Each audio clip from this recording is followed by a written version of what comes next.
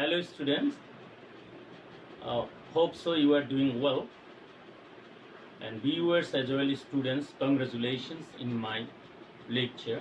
Today we are going to discuss very important topic of English. The- Today is for combo project. That is, this package is combo, like completing sentences. At the same time, question number 3, some special uses of word and phrases, then connectors as well, then right form of verbs. You are getting 4 more topics in one discussion. This is for the first time I am relating 4 number of topics at the same time. That means after finishing this slide, we will learn something details. In fact, details about connectors, completing sentences, right form of verbs, at the same time special use of some phrases and words. And it is very important class for you. If you learn smartly these 4 topics, then you will definitely gain at least 10 more marks in the exam, because it will consist more marks. Right from verb 5, completing sentences 5, then question number 3, special use of words and phrase 5, and then connectors. So let's start from the slide. Today's topic, this is combo project for you guys. You will with me till the end. Right.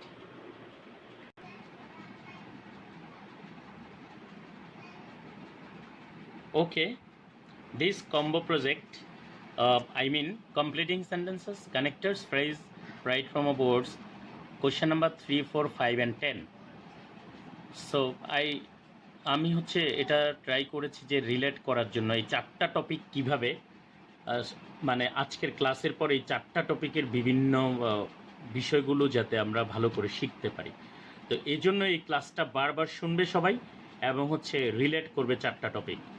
আমি আশা করি যে তাতে করে তোমার number পাওয়ার ক্ষেত্রে এবং ইংলিশে কম্পিটেন্সটা অনেক বেশি বাড়বে। তাই চলো সবাই মিলে আমরা এই ক্লাসটাতে চলে যাই সরাসরি। আমরা এখানে দেখো অ্যাজ ইফ যে এটার ব্যবহার সেটা আমরা কমপ্লিটিংয়ে পাই, রাইট ফ্রম ভার্বে পাই, দেন হচ্ছে কানেক্টরে পাই, এবং হচ্ছে আমরা তাহলে 4টা টপিকেই আমরা পাই, কোয়েশ্চেন নাম্বার 3তেও পাই।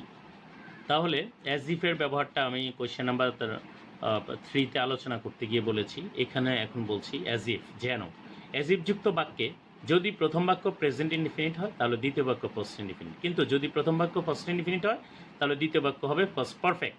উদাহরণ দিয়েছি, হি acts as if he knew everything, এটা হচ্ছে প্রথম সূত্রের ক্ষেত্রে যদি প্রেজেন্ট হয় পাস্ট হয়। আর যদি হি acted as if he had known everything, যদি পাস্ট ইনডিফিনিট হয় তাহলে পাস্ট পারফেক্ট টেন্স হবে। এই হচ্ছে অ্যাজ ইফের ব্যবহার। এটা কানেক্টরেও থাকতে পারে। এটা কমপ্লিটিং সেন্টেন্সে কীভাবে থাকবে, হি অ্যাক্টস অ্যাজ ইফ, কমপ্লিটিং এইটুক থাকবে, বাকিটা থাকবে না। এখন যে 3 নাম্বার প্রশ্নে কীভাবে আসবে, he acts dash he knew everything, এইভাবে থাকবে। তো রাইট ফর্ম অফ ভার্বে থাকতে পারে কীভাবে, he acts as if he dash everything, ব্র্যাকেটে নো থাকবে, তাহলে আমরা এটা নিউ লিখবো। তাহলে এক একটা কোশ্চেনে এক এক রকম আসবে। দেন হচ্ছে আনলেস, আনলেসের ফর্মুলা হচ্ছে unless plus present plus future.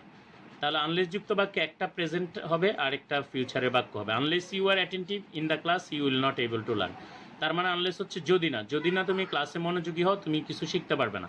তাহলে প্রথম বাক্য আমরা যদি এটা 3 নাম্বার কোশ্চেনে আসে তাহলে আসবে কিভাবে, আসবে হচ্ছে you will not learn something in the class dash you attentive in the class. তাহলে এটা হচ্ছে শুরুতে ফিউচার থাকবে, মাঝখানে গ্যাপ থাকবে, তারপর থাকবে প্রেজেন্ট, তার মানে মাঝখানে আনলেস হবে যদি না, নেগেটিভ একটা বাক্য। দেন আমরা রাইট ফর্ম অফ ভার্বে কীভাবে পাবো, ওটা পাবো unless you are attentive in the class, you এখানে থাকবে যে নট এবল টু লার্ন, তাহলে ইউ উইলটা থাকবে না, কারণ ফিউচারটা বসাতে হবে।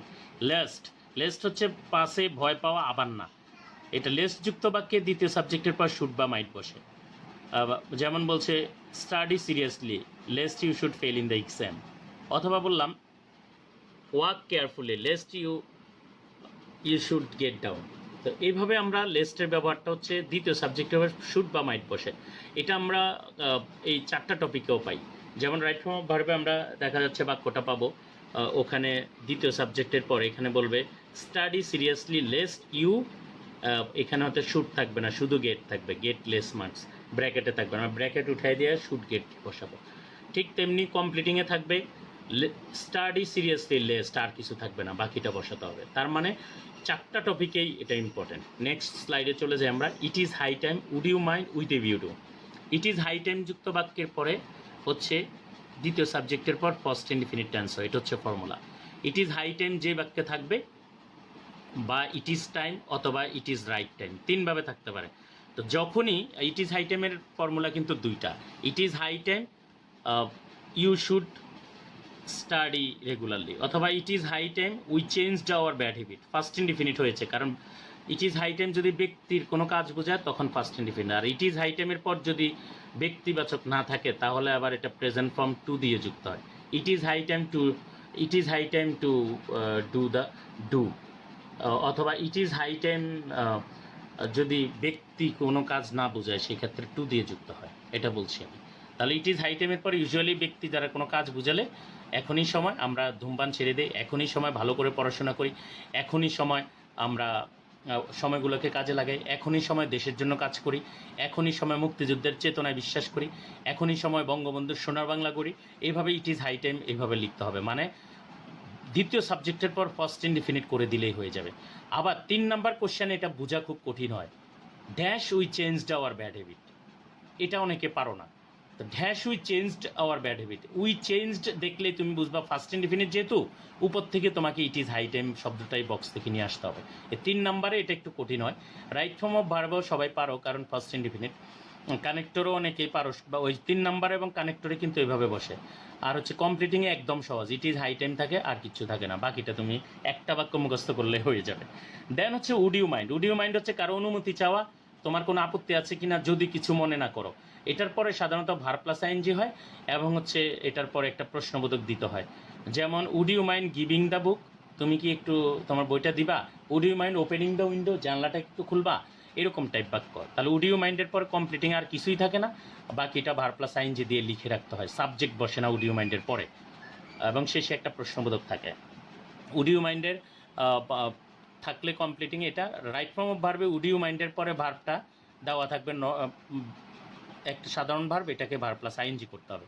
উইথ এ ভিউটুর পরে ভার্ব প্লাস আইএনজি হয়, এবং উইথ এ ভিউটু অর্থ হচ্ছে জন্যে, এটার পরও সাবজেক্ট থাকে না, এবং হচ্ছে যেমন বললো he came here with a view to meeting with me, তাহলে পরীক্ষা থাকবে he came here with a view to, আর কিচ্ছু থাকবে না, তুমি একটা শব্দ লিখে দেবে মিটিং উইথ মি। আশা করি বুঝতে পেরেছ। নেক্সট স্লাইডে চলে যাই। এটা খুবই ইম্পর্ট্যান্ট, শুধুমাত্র এই 4টা টপিকেই ইম্পর্ট্যান্ট সেটা বলবো না, আরও বিভিন্ন ক্ষেত্রে স্পিকিং ইংলিশে খুব বেশি কাজে লাগে। ইফের 3টা কন্ডিশনালস, মানে ইফ দিয়ে 3টা সূত্র কন্ডিশনাল। তো ফার্স্ট কন্ডিশন হচ্ছে if plus present plus future, এটা কমপ্লিটিংয়ে আসবেই পরীক্ষায়। অ্যাট দ্য সেম টাইম আমরা এটা কানেক্টরেও পাই, রাইট ফর্ম অফ ভার্বে ডেফিনেটলি পাই, কোশ্চেন নাম্বার 3তেও পাই। তার মানে 4টা টপিকই কভার করে আজকের আলোচনা আমাদের এমন শব্দগুলো। তো if plus present plus future, এটাকে ফার্স্ট কন্ডিশনাল বলে। তাহলে প্রথমে ইফ দ্বারা একটা বাক্য শুরু হবে, একটা বাক্য প্রেজেন্ট টেন্স থাকবে, আর একটা বাক্য ফার্স্ট ফিউচার ইনডিফিনিট থাকবে। তাহলে কেমন, ইফ উই আর অ্যাওয়্যার, আমরা যদি সতর্ক হই, will remain safe from COVID-19 থেকে আমরা নিরাপদে থাকবো। আরও সহজ কথা বলি, যদি তুমি আমার বাড়িতে আসো আমি খুশি হব। If you come to my house I will be please. Then বললাম if you switch on the fan I will be please, তুমি যদি ফ্যানের সুইচটা দাও খুব খুশি হব। তারপর বললাম ইফ ইউ স্টাডি রেগুলারলি, যদি নিয়মিত পড়ো you will pass in the exam, তুমি পরীক্ষায় পাস করবে। তারপর বললাম ইফ ইউ কাম, তুমি যদি আসো আই উইল গো, এরকম বাক্য। ইফ ইউ আর নটি, তুমি যদি দুষ্টামি করো I will give you slap, তোমাকে একটা থাপ্পড় দিব। তাহলে এরকম সত্যের উপরে বাক্য। এটা আবার কমপ্লিটিং সেন্টেন্সে ব্যতিক্রমভাবে আসে। ইফ যে কথা, প্রোভাইডেড একই কথা, প্রোভাইডেড দ্যাট একই কথা, ইফ যে কথা, প্রোভাইডেড দ্যাট একই কথা, প্রোভাইডেড একই কথা। তাহলে ইফ যুক্ত বাক্যে প্রোভাইডেড এবং প্রোভাইডেড দ্যাট দুটা একই কথা। কারণ কেমন, এটা আবার ভিন্নভাবে থাকে, এটা 3 নাম্বারও আসতে পারে, কমপ্লিটিংয়ে আসতে পারে, রাইট ফর্ম অফ ভার্বে আসতে পারে, কানেক্টরেও আসতে পারে। তার কানেক্টরে তো আমি বসানো আমার বিষয়, আমি ইফ না বসে প্রোভাইডেড বসাবো বাক্য অনুসারে, বা প্রোভাইডেড দ্যাট, একই কথা দুইটা। ইফ যে কথা, প্রোভাইডেড দ্যাট একই কথা। কেমন হবে বাক্যটা তাহলে? You will remain safe from কোভিড-19 প্রোভাইডেড ইউ আর অ্যাওয়্যার, এইভাবে বলতে হবে। তার মানে if plus present plus future তো সূত্র, ইফ দিয়ে বাক্য শুরু হয়, কিন্তু যখন প্রোভাইডেড বসাবা তখন ইফ দিয়ে শুরু হয় না, তখন ফিউচার দিয়ে আগে শুরু হয়, তারপর হচ্ছে প্রোভাইডেড, তারপর হচ্ছে প্রেজেন্ট। এটা মনে রাখতে হবে। তাহলে কমপ্লিটিংয়ে যদি আগে ফিউচার থাকে, মাঝখানে প্রোভাইডেড বা প্রোভাইডেড দ্যাট থাকবে, তারপরের বাক্যটা কিন্তু প্রেজেন্ট ইনডিফিনিট করতে হবে। এটা হচ্ছে সূত্র। দেন 2 নম্বরটা, if plus past tense plus subject two would could should might ভার্বের প্রেজেন্ট ফর্ম। এটা হচ্ছে দ্বিতীয় কন্ডিশনাল। তাহলে ইফের পরে বাক্যটা শুধু সিম্পলি, ওখানে ছিল ইফ উই আর অ্যাওয়্যার, এখানে হবে ইফ উই ওয়ার অ্যাওয়্যার। তার মানে এখানে ইফ প্লাস প্রেজেন্ট ছিল উপরে, আর এখানে হবে শুধু পাস্ট টেন্স। আর দ্বিতীয় সাবজেক্টের পর ওখানে ছিল উইল, ক্যান, শ্যাল, মে, এখানে হবে উড কুড শুড মাইট। মানে সিম্পলি আগের বাক্যটার ফার্স্ট ফর্মগুলো হবে দুই দিকে। এটাই হচ্ছে সেকেন্ড কন্ডিশনাল। মানে যদি তুমি দুষ্টামি করো আমি থাপ্পড় দিব, আর এখানে হবে যদি তুমি দুষ্টামি করতে আমি থাপ্পড় দিতাম। তার মানে সব অতীতের ঘটনা। এখানে দেখো আমি উদাহরণ দিয়েছি, if I knew your mobile number, if plus নোর পাস্ট টেন্স হচ্ছে নিউ, তার মানে ইফ প্লাস পাস্ট টেন্স। দ্বিতীয় সাবজেক্ট হচ্ছে ইউর মোবাইল নাম্বার হচ্ছে অবজেক্ট, আই হচ্ছে দ্বিতীয় সাবজেক্ট, আই উইল না হয়ে হয়েছে would, I would call you, আমি তোমাকে কল দিতাম। তার মানে ইফ প্লাস পাস্ট টেন্স হচ্ছে নিউ, আর এখানে আই উইল কল ইউর জায়গা হয়ে গেছে আই উড কল ইউ, আমি যদি তোমার মোবাইল নাম্বার জানতাম তোমাকে কল দিতাম। 3 number condition, if plus past perfect plus would have, should have, could have, might have, ভার্বের পিপি মানে পাস্ট পার্টিসিপল। তাহলে ইফের পরে একটা বাক্য ফার্স্ট পারফেক্ট টেন্স হবে, পরের বাক্যটা কমপ্লিটিং এরকম দেওয়া থাকলে পরেরটা ফার্স্ট, ওই যে would have, should have, could have, might have, ভার্বের পিপি মানে দ্বিতীয় সাবজেক্টের পর এভাবে লিখতে হবে, if plus past perfect plus subject two, তারপর হচ্ছে would have, should have, could have, might have, ভার্বের পিপি। তাহলে if Shakib had bowled in slog overs, Shakib যদি স্লগ ওভারে বল করে থাকতো, he might have beaten severely, তাকে খুব বেশি পিটাইতো। তার মানে স্পিনার বলরা শেষ দিকের ওভারে বল করে না। তো এখানে বলছে সাকিব যদি স্লগ ওভারে বল করতে ইয়ে করতো তাহলে পিটানি খাইতে পারতো। তার মানে সে বলও করে নাই, মাইরও খায় নাই। এটা হচ্ছে সতর্ক থাকা, এরকম অর্থে ব্যবহৃত 3 নাম্বার কন্ডিশনটা। এটা কিন্তু পরীক্ষায় সরাসরি এভাবে খুব কম আসে। কমপ্লিটিংয়ের ক্ষেত্রে ব্যতিক্রম ফর্মুলাটা আসে। সেটা কেমন? ইফ যে কথা, হ্যাড আই, যেমন এটা বলতো হ্যাড আই বিন সিরিয়াস, আমি যদি সিরিয়াস হইতাম, তো এটা যে কথা if I had bin serious একই কথা। তার মানে এই যে উপরে আমি লিখছি হ্যাড আই বিন দেয়ার মানে যে কথা, ইফ আই হ্যাড বিন দেয়ার একই কথা। তার মানে হ্যাড আই বিন পরীক্ষায় দেখলে তুমি মনে করবা এটা থার্ড কন্ডিশনাল, বাকি অংশটা লিখে দিবা হ্যাড আই বিন দেয়ার, আমি যদি সেখানে থাকতাম you could have been safe, তুমি নিরাপদে থাকতে। অথবা হ্যাড আই বিন দেয়ার, আমি যদি সেখানে থাকতাম I could have helped you, আমি তোমাকে সাহায্য করতে পারতাম। তার মানে if I had been there যে কথা, হ্যাড আই বিন দেয়ার একই কথা। তার মানে এটা থার্ড কন্ডিশনালের ব্যতিক্রম ফর্মুলা, এটা মনে রাখতে হবে। এগুলো কমপ্লিটিংয়ে আসে পরীক্ষায়, কারণ ব্যতিক্রমটা একটু আসে এবং প্রতিযোগিতামূলক বিভিন্ন পরীক্ষায় ব্যতিক্রমটা আসে। নেক্সট স্লাইডে চলে যাই। সিন্সের ব্যবহার খুবই ইম্পর্টেন্ট, বিভিন্ন ভর্তি পরীক্ষা আসে, বিসিএস পরীক্ষা আসে, এবং হচ্ছে আমাদের কমপ্লিটিংয়ে আসে, রাইট ফ্রম ভার্বে আসে, কানেক্টরের সব জায়গায় কাজে লাগে এটা। এবং 3 নাম্বারে খুব কম আসে এটা, তারপরও আসে। Subject 1 plus verb present indefinite tense, অথবা এটা দেখা যাচ্ছে যে present indefinite oblique present perfect tense যদি থাকে সিন্সের আগের বাক্যে, তাহলে দ্বিতীয় সাবজেক্টের পরে ভার্ব পাস্ট ইনডিফিনিট হয়। আবার সূত্রটা বলছি, যদি কোনো বাক্যে প্রথম বাক্য প্রেজেন্ট ইনডিফিনিট অথবা প্রেজেন্ট পারফেক্ট টেন্স থাকে সিনযুক্ত বাক্যে, দ্বিতীয় সাবজেক্ট পর পাস্ট ইনডিফিনিট টেন্স হবে। আবার বলি, সিন্স যুক্ত বাক্যে যদি প্রথম বাক্য প্রেজেন্ট ইনডিফিনিট অথবা প্রেজেন্ট পারফেক্ট টেন্স হয়, তাহলে দ্বিতীয় বাক্য পাস্ট ইনডিফিনিট টেন্স হবে। তাহলে সিন্স যুক্ত বাক্যে মেনি ইয়ার্স হ্যাভ পাস্ট, অনেক বছর পার হয়েছে, এটা প্রেজেন্ট পারফেক্ট টেন্স সিন্স যুক্ত বাক্যে। দ্বিতীয় সাবজেক্টের পর মাই ফাদার হচ্ছে দ্বিতীয় সাবজেক্ট, ব্র্যাকেট দিয়ে বোঝানোর জন্য লিখেছি ডাই হবে না, হবে ডাইট। তার মানে many years have passed, past perfect থাকলে সিনযুক্ত বাক্যে দ্বিতীয় সাবজেক্টের পর পাস্ট ইনডিফিনিট হবে। এটা খুবই ইম্পর্টেন্ট ফর্মুলা। তারপরে আরেকটা formula, it is many years since, I meet my school, meet হবে না, এটা হবে মেট, কারণ এটা প্রেজেন্ট ইনডিফিনিট। তাহলে প্রেজেন্ট ইনডিফিনিট থাকলে বা পাস্ট প্রেজেন্ট পারফেক্ট থাকলে পরের বাক্য পাস্ট ইনডিফিনিট হয়, তার মানে মিট না হয়ে ম্যাট হয়েছে। আশা করি বুঝতে পেরেছ। আবার সূত্রটা বলি, সেন্স যুক্ত বাক্যে প্রথম বাক্য যদি প্রেজেন্ট ইনডিফিনিট অথবা প্রেজেন্ট পারফেক্ট টেন্স হয়, দ্বিতীয় বাক্য পোস্ট ইনডিফিনিট হবে। নেক্সট হচ্ছে নো সুনার হ্যাড থাকলে দেন বসে, দেন হচ্ছে হার্ডলি থাকলে হোয়েন বসে, স্কার্সলি থাকলে হোয়েন বসে। এই তিনটা মিলে একই সূত্র। বিফোর আফটারও একই ফর্মুলা, উড রাদার ভিন্ন ফর্মুলা, এস সুন অ্যাজ ভিন্ন, ইন অর্ডার টু ভিন্ন, ইন অর্ডার দ্যাট আর সো দ্যাট একই কথা, টু ভিন্ন ফর্মুলা, সো ডট ডট মানে অ্যাডজেক্টিভ দ্যাট, এগুলা ভিন্ন ফর্মুলা। তাহলে নো সোনার হ্যাড দিয়ে বাক্য শুরু হলে দেন দ্বারা যুক্ত হয়, এটা প্রত্যেকটা ক্ষেত্রে আসে, চারটা টপিকের ক্ষেত্রে। আবার হার্ডলি থাকলে হোয়েন দিয়ে, স্কার্সলি থাকলে হোয়েন দিয়ে, ফর্মুলা সেম। নো সোনার হ্যাডের ক্ষেত্রে ফর্মুলা যদি প্রথম বাক্য ফার্স্ট পারফেক্ট টেন্স হয়, দ্বিতীয় বাক্য ফার্স্ট ইনডিফিনিট। বিফোর আফটারের ক্ষেত্রেও সেম, প্রথম বাক্য ফার্স্ট পারফেক্ট হলে দ্বিতীয় বাক্য ফার্স্ট ইনডিফিনিট। সেক্ষেত্রে যে কাজটি আগে হবে সেটি ফার্স্ট পারফেক্ট, যেটি পরে হবে সেটি ফার্স্ট ইনডিফিনিট বিফোর আফটারের ক্ষেত্রে। আর হার্ডলি থাকলে হোয়েন, স্কার্সলি থাকলে হোয়েন। বাংলা চেনার উপায়, no sooner had, hardly, scarcely, এগুলোর অর্থ হচ্ছে বাংলাতে না তে, মানে হচ্ছে খেতে না খেতে, যেতে না যেতে, বসতে না বসতে, বলতে না বলতে, আসতে না আসতে, এরকম চলতে না চলতে, মারতে না মারতে, এইরকম তে না তে অর্থে ব্যবহৃত হয় এই তিনটা formula, no sooner, hardly, scarcely. তাহলে কোনো বাক্য যদি নো সোনার দিয়ে বা হার্ডলি দিয়ে বা স্কার্সলি দিয়ে শুরু হয়, তাহলে দ্বিতীয় অংশ নো সোনার থাকলে দেন, হার্ডলি স্কার্সলি থাকলে হোয়েন দিয়ে যুক্ত হয়। তাহলে সূত্রটা লিখলাম, no sooner, hardly, scarcely plus past perfect tense হবে একটা বাক্য, দেন হোয়েন বসবে। তাহলে নো সোনারের ক্ষেত্রে দেন, হার্ডলি, স্কার্সলির ক্ষেত্রে হোয়েন বসে। এটার পরে সাবজেক্ট টু এর পরে ভার্ব ফার্স্ট ইনডিফিনিট। তার মানে আমি উদাহরণ দিয়েছি, hardly had I reach the station, আমি স্টেশনে পৌঁছাতে না পৌঁছাতে, তে না তে, হোয়েন দ্য ট্রেন লেফট, পরেরটা ফার্স্ট ইনডিফিনিট, ট্রেনটি চলে গেল। আমি স্টেশনে পৌঁছাতে না পৌঁছাতে ট্রেনটি চলে গেল। তার মানে একটি বাক্য ফার্স্ট পারফেক্ট টেন্স হলে আর একটি বাক্য পোস্ট ইনডিফিনিট। তাহলে হার্ডলি দ্বারা যদি স্কার্সলি দ্বারা এটা হতো তাহলে কি হতো, scarcely had I reach the station when the train left, একই কথা, আমি স্টেশনে পৌঁছাতে না পৌঁছাতে ট্রেনটি চলে গেল। নো সোনার দিয়ে হলে কি হতো, no sooner had I reach the station then the train left, শুধু পার্থক্য then, no sooner had I reach the station, আমি স্টেশনে পৌঁছাতে না পৌঁছাতে ট্রেনটি চলে গেল। তার মানে একটা বাক্য ফার্স্ট পারফেক্ট আর একটা ফার্স্ট ইনডিফিনিট। আশা করি বুঝতে পেরেছ।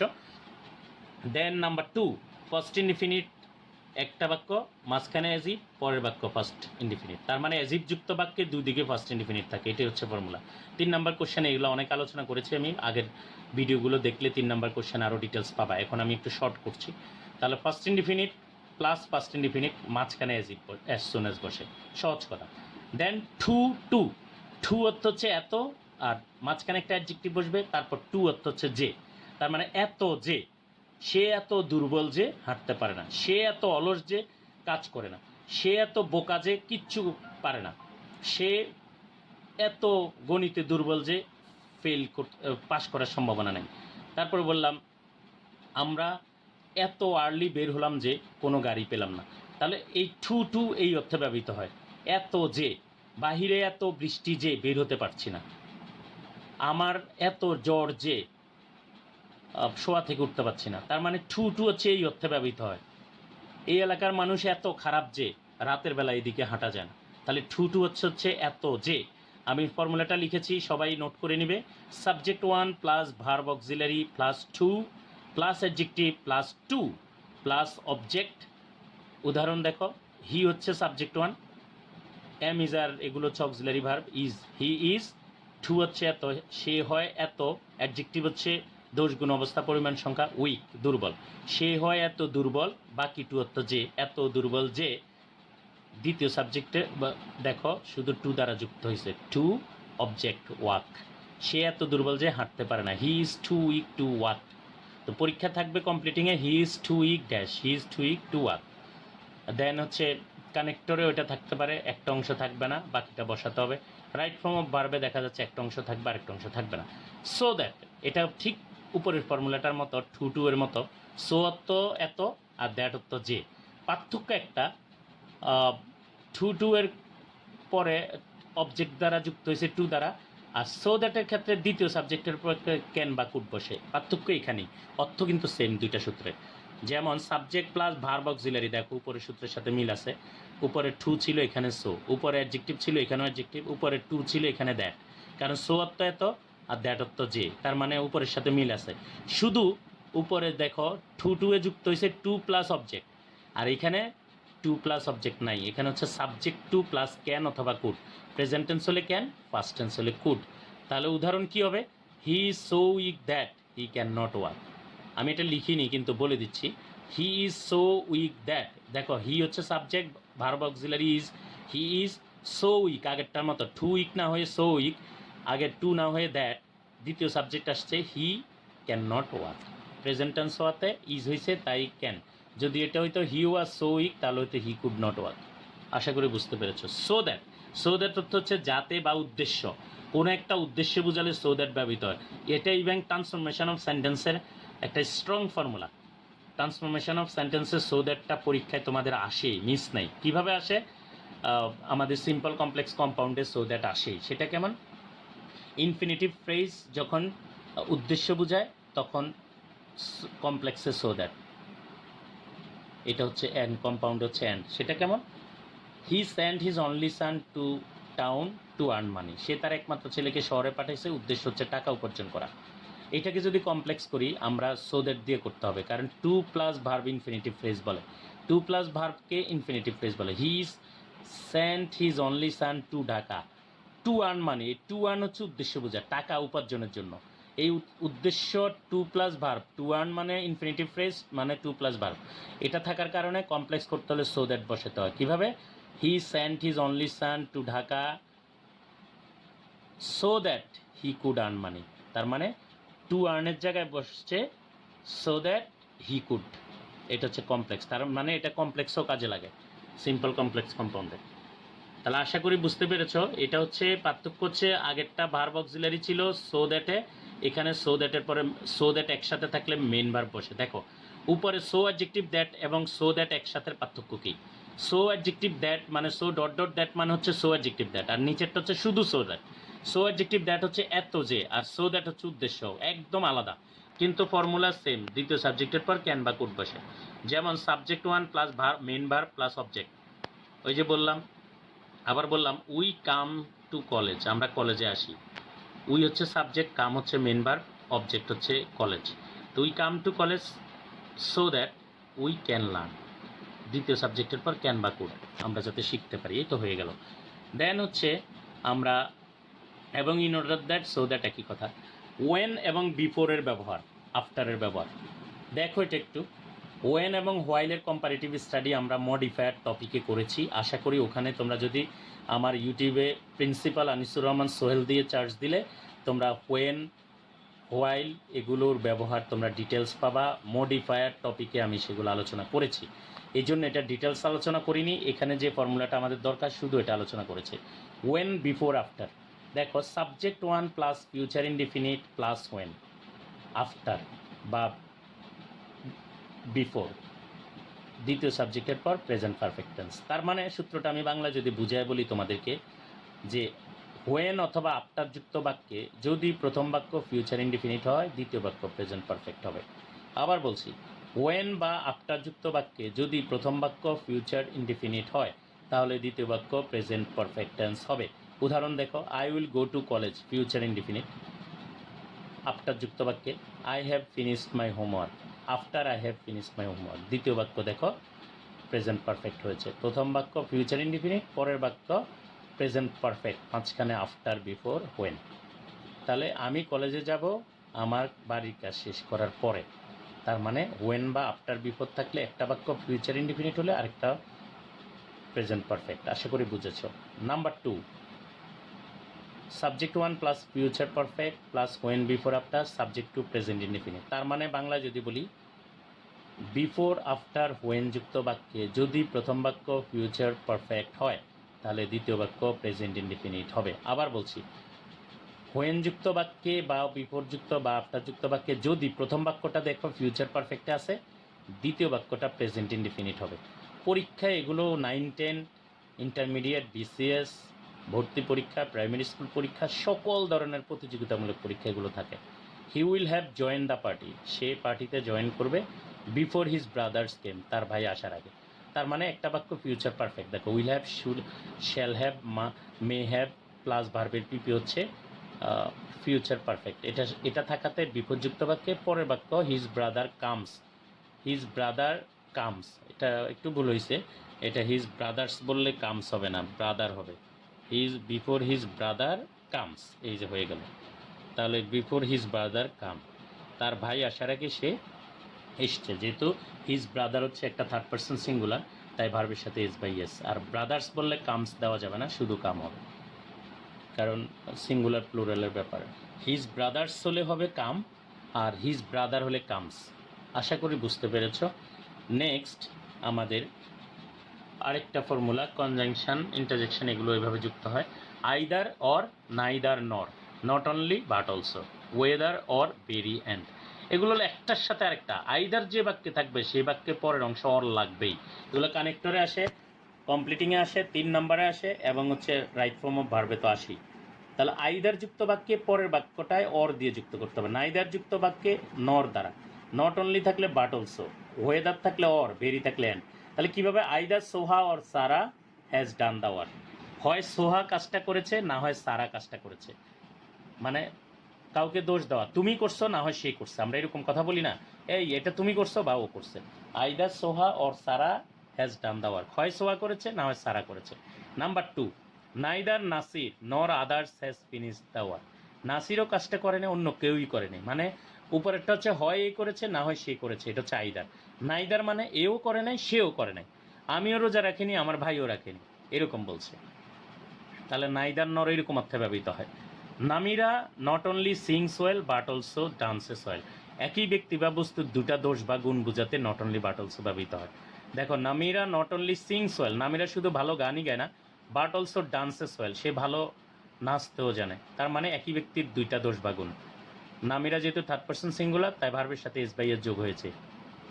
তাহলে whether you come or go, অথবা whether you come or not, I don't have any problem, তুমি আসো বা না আসো আমার কিছু এসে যায় না। He is very weak and he can not walk, সে এত দুর্বল যে সে হাঁটতে পারে না। তাহলে ভেরি থাকলে পরের বাক্য অ্যান্ড দ্বারা যুক্ত করতে হয়। তো ক্লাসটা আমরা আজকে এইটুকুই, এগুলো পূর্ব ডিটেলস আলোচনা করেছি, এই জন্য কিন্তু আমি তোমাদেরকে আর বেশি অনেক সময় নিয়ে পড়াইনি।